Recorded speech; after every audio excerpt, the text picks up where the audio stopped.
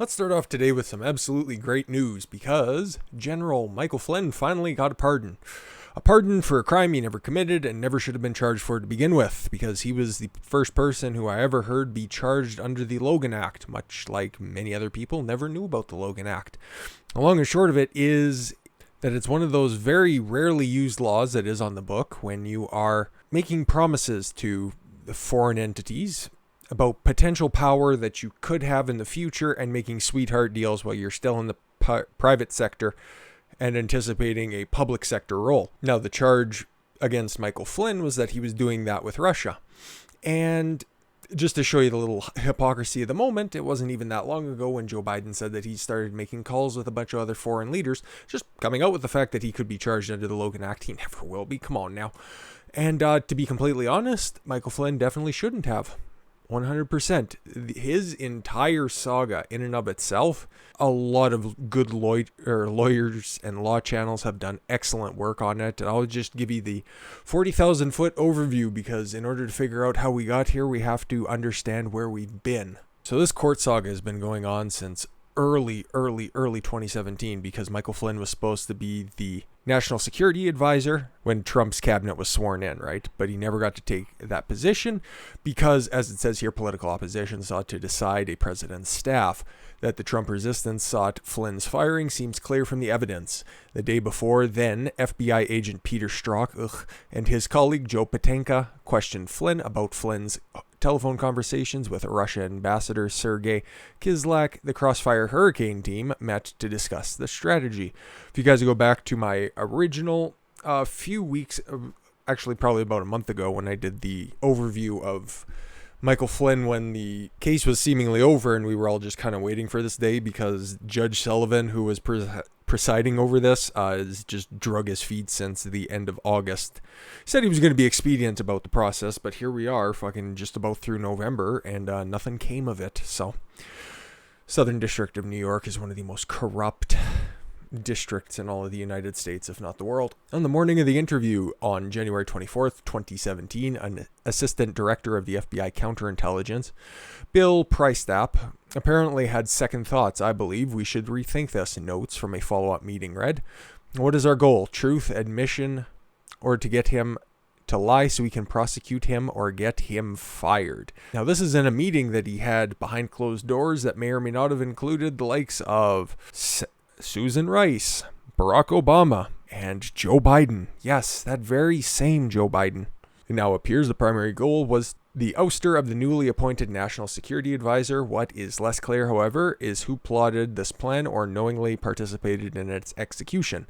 A brief exchange between Attorney General William Barr and Fox News' Mark Levin 3 Sundays ago, from the time of this press, which is late August, so just mid-August this year, suggested these lines of inquiry. About halfway through the hour-long interview, Levin asked the Attorney General about the Flynn case. Barr explained how he had appointed U.S. Attorney Jeff Jessen to review the Flynn case after Flynn's attorney, Sidney Powell, that same Sidney Powell, began accusing the Department of Justice of misconduct. Now, that would have been accusing the prior Attorney General, Jeff Sessions, who turned out to be a big rhino and couldn't even win his election in Alabama. Couldn't win his primary in Alabama, actually. Fucking loser. Spineless. It should have been Will Barr's from the beginning. Everyone who knew anything about the case thought it was really hinky. Ooh, tough talk, Barr explained. It didn't all add up, he continued, because of the call on its face referring to the late December 2016 call between Flynn and the Russian ambassador was a perfectly legitimate call for the incoming National Security Advisor to make. And that is straight from the lips of the man who is the Attorney General. He has all of the notes. He has the documents. Jensen, whom Barr stressed had 10 years as an FBI agent, then another 10 years as a career prosecutor prior to the appointment as U.S. Attorney, found a lot of things that had not come to light before. For example, Barr continued, the evidence showed clearly that the FBI agents who interviewed Flynn did not think he was lying. Wouldn't that be a big red flag? But I guess if you have an agenda that you haven't made public yet, it doesn't really much matter what the facts have to say. Significantly, Barr then added, now this was later minimized in testimony as suggested. Well, they meant he didn't break out into a sweat and his eye pupils didn't contract. That's all they're saying. No, Barr declared emphatically. They were saying he didn't believe he thought he was lying at that time. So, who stated in congressional testimony that interviewing FBI agents Pienka and Strzok merely meant Flynn had not shown an indica of lying. James Comey, who originally was in charge of this prosecution, but then James Comey got fired by Trump, and he was last seen sitting on his couch election day morning in a Biden shirt and a Biden mug. Nothing sus there whatsoever, right, guys? Like I said, this entire legal case is full of twists and turns, and in about 20 years' time, there's going to be a JFK-style movie out there where we're just going to look back at this little bit of time in this particular case and just be like, God, this is really fucked up, hey? First, just a little more than a month after Pienka and Strzok interviewed Flynn, Comey testified before the House Permanent Select Committee on Intelligence. More words means more importanter. During his March 2nd, 2017 testimony, Comey stated, "I talked to them about this," referring to their interview with Flynn, "and they discerned no physical indications of deception. They didn't see any change in posture, in tone, inflection, or in eye contact. They saw nothing that indicated to them that he was lying to them." Comey added, after the interview, the agents drafted a 302 and reported to me and the deputy director. Then, on December 7th, 2018, as you can see, this has been an expedient case. Comey testified before the House Committee on the Judiciary and Oversight. During that hearing, Comey was asked whether either or those agents, or both, had told him they did not adduce an intent to deceive from their interview with General Flynn. Comey said, "No." Well. Representative Trey Gowdy, who all you other, I don't know if you guys have come across any of those Trey Gowdy Owns compilations that are, they were huge on YouTube probably prior to or right around 2016. This dude is, okay, if you think what Ted Cruz does in these social media hearings, Trey Gowdy would do that just cranked up to 11 and to everybody. He would fucking torch the entire place. Then asked Comey and Pienka and Strzok, they relayed back concerning Flynn's intent to deceive. "My recollection was," Comey stated, "the conclusion of the investigators was he was obviously lying." Wait a minute. "But they say none of the normal common indica of deception, that is hesitancy to answer, shifting in seat, sweating, all of the other things that you associate with someone who is conscious and manifesting that they're telling falsehoods. There is no doubt he was lying, but those indicators weren't there." Okay, so just because somebody isn't sweating or squirming in their chair, like how you can figure out if a child is lying, but somebody who is fucking a general probably knows how to kind of comport themselves a little bit better. He's kind of forgetting eye movement or any other facial tics, but then again, nobody's ever accused James Comey of being terribly consistent or well thought out in his positions. This is the same guy who accused Hillary Clinton of stuff and then didn't want to charge her with other stuff, even though he had evidence to do so, and did that right around 2016's election, and then could have followed up on it, but didn't. He's kind of a lump of shit. Comey added that he recalled telling the House Intelligence Committee earlier that those agents observed none of the common indica of lying, physical manifestations, changes in tone, changes in pace, that would indicate that the person I'm interviewing knows they're telling me stuff that ain't true. Ooh, tough talk. "They didn't see that here," Comey explained. "Rather, it was a natural conversation, answered fully their questions, didn't avoid. That notwithstanding, they concluded he was lying." What? Comey unequivocally affirmed.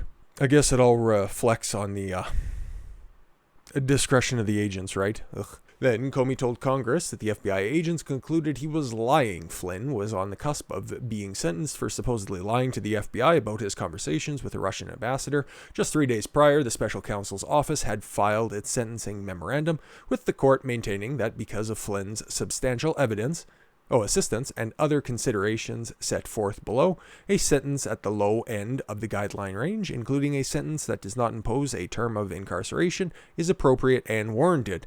For all intents and purposes, the Flynn case was over. So he was going to be found guilty of a crime he didn't commit, and he would have to sit in jail for that because reasons? Interesting.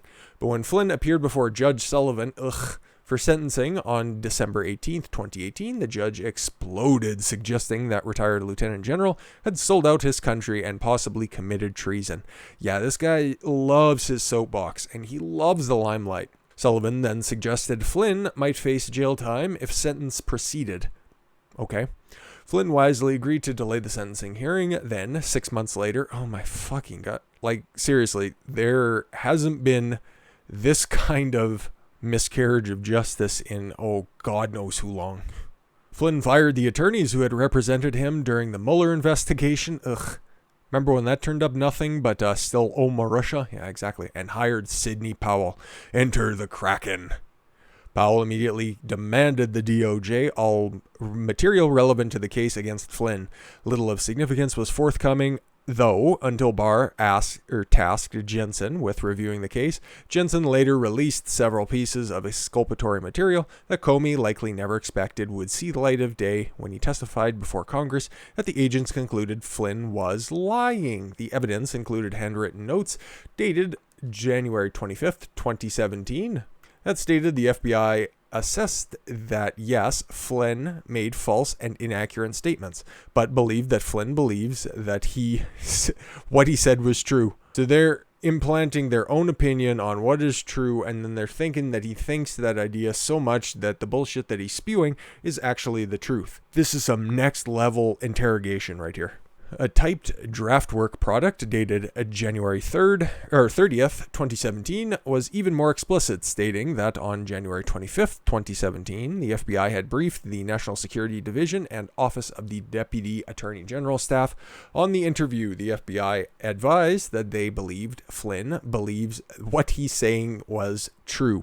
You see when they start doing this kind of stuff that there's a lot of room for interpretation, and when you make general claims like that, you can start to make general prosecutions based on that. That's why I'm always harping on about specifics, and you guys should be too. Was Comey present for the debrief at which these notes were taken? Did he receive the draft work product that stated the FBI believed Flynn believed he was saying what was true? And what, if anything, did Strzok, Piętka, or others tell Comey? Well, in his first time testifying on the Hill, Comey noted he had spoken with the agents during the follow-up testimony. Comey said while that was possible, his recollection was that he had spoken to people who had spoken to the investigators themselves. You see, I spoke to a guy, he's a friend of ours, and he had some information, but I can't really remember what I said before, so here's what I got now. Here, the recently declassified 302 interview summary of the special counsel's July 19th, 2017, so still in 2017. See how fucking weird this gets? Interview of Strzok, that's where he made those ridiculous faces where he looked like a supervillain, or at least, some kind of Bond henchman. Provides some help, according to the 302. Strzok stated that following the interview of Flynn, he and Piętka both had the impression at the time that Flynn was not lying, or did not think he was lying. This is like if somebody put the term he said, she said in a dryer along with a book of Mad Libs, and this is the fucking case in a nutshell. He said, she said, but she might have said that, but he said this, but we kind of think that he actually meant this, and he believes what he said, so therefore charge him? Makes sense. Significantly, Strzok then told the special counsel's office that after the interview, they returned to the FBI headquarters and briefed Andrew McCabe and Baker on the interview. McCabe briefed Comey. So it sounded like somebody broke that telephone wire. So, did McCabe mislead Comey, leading to Comey to falsely testify the FBI agents concluded Flynn was lying? It's kind of like, okay, if I'm to use another analogy, it's kind of like saying everything that you find out in the certain election is a glitch, and that's not anybody's specific fault because, oh, come on, guys, it's just human error. See how there's always a middleman and somebody who can take the blame for it? A patsy, if you will. Yeah, that doesn't just happen when it's a matter of world significance. It also happens when you're trying to systematically take down an administration that you have a hard-on for. Or did Comey know the truth based on his conversations with Strzok or Piętka, or reading the reports? Comey and Yates misinformed or lying. Enter Sally Yates, Deputy Attorney General from the Obama administration, and she is... I don't want to drop the hard C, but as we continue in here and give you the background, oh, buddy, you might be thinking it. These questions matter, and not merely because an affirmative to any of them would call into question the veracity of Comey's congressional testimony. Rather, they also matter because someone or many individuals similarly informed Obama Deputy Attorney General Sally Yates. Yates apparently did not know that the agents who interviewed Flynn believed Flynn thought he was accurately recounting his conversations with the Russian ambassador. Specifically, the 302 interview summary for Yates read, Yates received a brief readout of the interview the night it happened, and a longer readout the following day. Yates did not speak to the interviewing agents herself, but understood from others that their assessment was Flynn showed no tells of lying, and it was possible he really did not remember the substance of his calls with Kislak. On the other hand, the DOJ prosecutors were very specific that Flynn would forget this discussion. Aha! So Yates was told by a friend of hers and then eventually read it the next day, but then she believed somebody else for what they believed that they think that they saw, and they couldn't corroborate what Flynn might eventually think about the situation. Y'all confused yet? Yeah, exactly. And by the way, they're trying to charge Flynn with perjuring himself, so if you can't keep hold of this, try to be the guy who's under an intense amount of stress. The 302 summary of Yates' interview further noted that Yates reiterated that, in hearing about the interview, the DOJ prosecutors thought Flynn was lying again. Come on now. But the FBI didn't say he wasn't lying. Just that he didn't exhibit any tells that he was lying. Yates 302 further noted that McCabe had discussed the FBI's interview of Flynn with Yates, so that it would seem that McCabe also failed to tell Yates that the FBI agents did not think Flynn was lying, given Strzok and Piętka briefed McCabe after interviewing Flynn. It is not inconceivable that they did not inform McCabe of their assessment that Flynn was not lying. So enter Mary McCord, but from the declassified materials, it appears that it is not merely McCabe who failed to inform Yates the important fact. Rather, Mary McCord, who served as the head of the DOJ's National Security Division, appears to have likewise omitted this significant detail from briefing Yates. McCord's 302 stated that following the Flynn interview, Prystap, Strzok, Piętka, and FBI General Counsel went to the DOJ to brief them on the interview. During this meeting, according to McCord's 302 summary, Strzok provided the readout of the Flynn interview since he and other agent had conducted it. Yet it appears that McCord did not inform Yates of the significant fact because, as noted above in Yates' 302 statement, that Yates did not speak to the interviewing agents herself, but understood that others that the assessment that Flynn showed no tells of lying, and it is possible that he really did not remember the substance of his call with Kislak. Significantly, Yates then said the DOJ prosecutors thought Flynn was lying, but the FBI didn't say he wasn't lying, just that he didn't exhibit any tells that he was lying.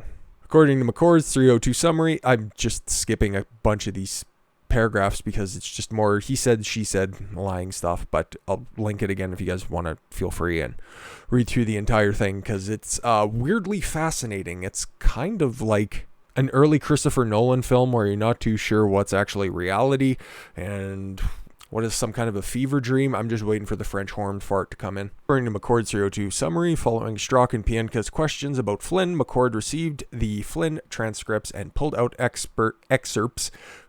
No more experts, okay? No more people.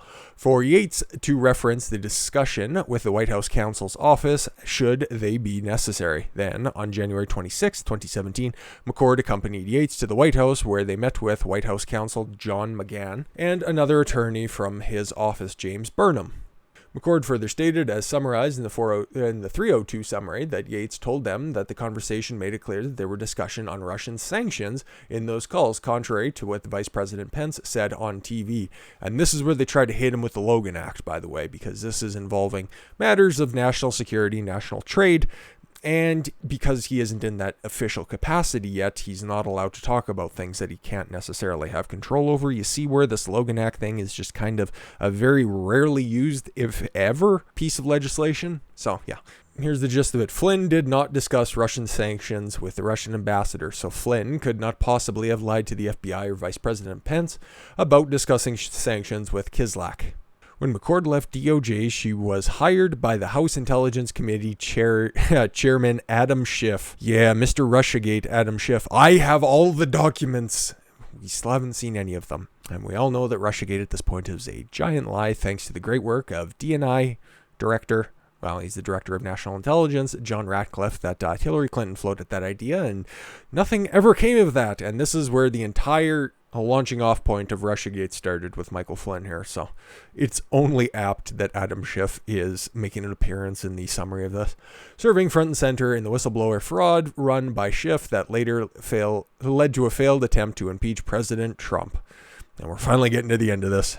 Intentional or not, Yates regurgitated the false claims that Flynn had discussed sanctions with Kislyak, and then implied that Flynn had lied to Pence about his conversations with the Russian ambassador. President Trump, believing Flynn had lied to the vice president, then fired Flynn, which was clearly the goal. Exactly. And then that's where everything just kind of kicked off. And it's like, okay, and then they held their meetings, Sullivan drug his feet, and then we just ended up in this situation where we're just kind of waiting in limbo. It's like, okay, nothing's gonna happen. Nothing's probably gonna happen before the end of the year. Is Trump gonna end up pardoning Sullivan? Was this all for naught? Well, as we said in the beginning, finally fucking pardoned Michael Flynn. Just in time for Thanksgiving, too, so that's a wonderful little treat for him. While everybody's locked down, at least this guy gets a little bit of freedom. President Donald Trump granted a full pardon to his former National Security Advisor, General Michael T. Flynn.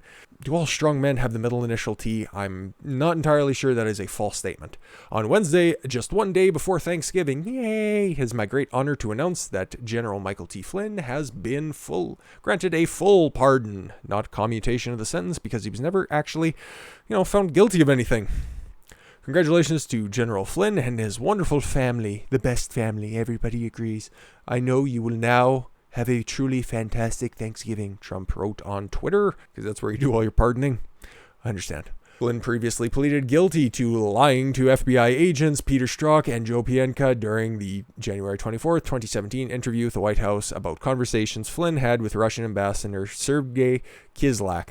After a probe launched by the DOJ, however, it was discovered that substantial exculpatory evidence was withheld from Flynn, and his attorneys had established that the FBI agents did not believe Flynn had lied during the interview, and that's what we spent the last, 20 minutes discussing. In September, FBI Special Agent William Barnett, another tough last name, revealed that Flynn was targeted by the Special Counsel Office to get Trump. According to Barnett, there was no basis for the investigation and alleged collusion. It was later established that the collusion story was used as a pretext for the Obama administration to spy on the Trump campaign, enter Obamagate. And then, after Trump was elected, for Democrats to gin up and political impeachment and prevent him from using the powers of the office that voters granted him. So yeah, for all of those stupid dolts out there going, oh, why won't Trump concede and just go ahead and quit? He will regroup in 2024. Well, everything was fucked up from the beginning for Trump, so I don't blame him fucking firebombing the place on the way out. But as we kind of find out today, and I'll probably cover this here in a little bit, shit ain't over. Flynn's defense team filed a motion in October to disqualify D.C. District Court Judge Emmett Sullivan from his position in Flynn's trial after his blatant demonstration of bias against Flynn beginning in December 2018 when he took to a soapbox there and just went off on him. Here, there are no questions that this judge has created the appearance of a bias mandates his disqualification, the motion states. The defense team also alleged that Sullivan echoed corporate mainstream narratives from NBC News' Rachel Maddow, and an opinion editorial in the Washington Post, oh my Christ, by former Judge John Gleeson, brother of Jackie. In his handling of the case, it was improper for the court to allow extrajudicial media commentary to affect his conduct, the document states. And I hope something happens to Judge Sullivan, because that dude is a fucking piece of shit. He wanted the limelight. He wanted his opinion to be a lot more important than the law actually is, the law that he is sworn to uphold to the best of his abilities. And apparently his abilities aren't that great. We know that if Trump manages the second term in office here starting 2021, something will probably happen to Sullivan. He'll face some sort of repercussions. I'm obviously not a lawyer, and I'm not too sure what he can actually do about that, but if Biden manages to rig his ass in there, nothing's gonna happen. Hell, he might even get a fucking promotion out of this. So we'll see. So, yeah, the long and short of it is, Flynn is pardoned. He will not have to worry about any of this shit again, and he can go back to doing cool old man things like wearing Oakley sunglasses and being a bitch and advocate for freedom. Because he's one of those few old-timey military types that Trump had on his cabinet to begin with that didn't turn out to be just old school fucking war hawks. So he's going to be enjoying his Thanksgiving, and I hope all of my American viewers out there too are going to starting, well, fucking Turkey Days tomorrow, right guys? Do enjoy that, okay? I thank you all very much for the gift of your time. I've been Don Consuelo. I want you to follow your gut and get after it. Take care, everyone.